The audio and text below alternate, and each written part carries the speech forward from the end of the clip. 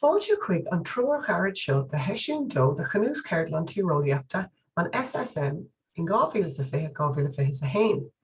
Is é an intin Foghlama atá agan de Mheasúnú planál le haidh Mheasúnú leúnach chun carú le gach foghlama.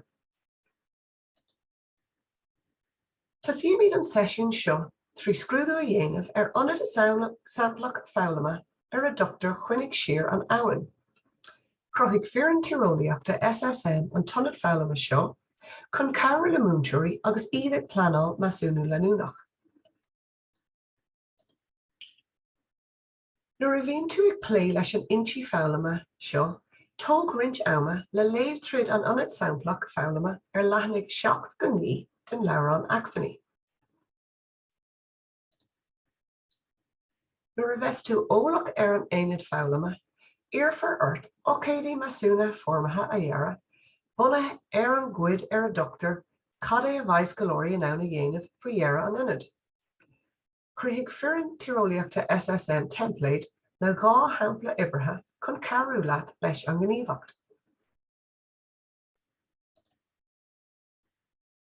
Ansin is féidir leat an template seo a líonú isteach leathanach 10 an leabharán acmhainní faoin gceann teadal Mheasúnú a dhéanamh abhlams go leorí, ag baint úsáid as aon cheann na pointí sa chuid cad é a bhaidhs go leor in ann a dhéanamh faoi dhearradh an ionad.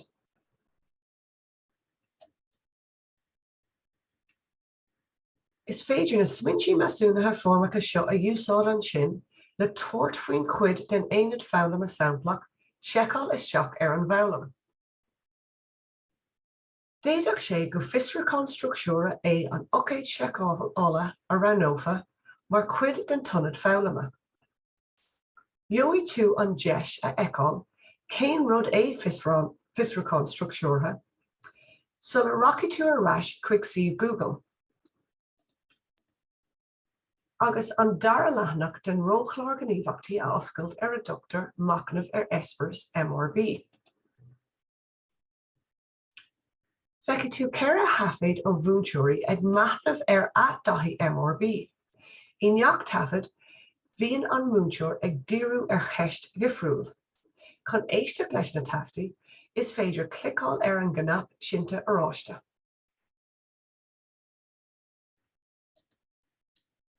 Nuair a bheits tú ag éisteach leis na taftaí, tá tabla leathanach a 11 dul a leabharán acmhainní faoin gceann teadal macnamh espers MRB chun 2 chuid smaointe féin a scríobh síos 2 thaithí MRB go dtí seo. Feiceadh tú 2 ceist sa tabla seo chun carú le do bhacnamh agus mulaimid duit roinnt ama a chaithimh orthu sin.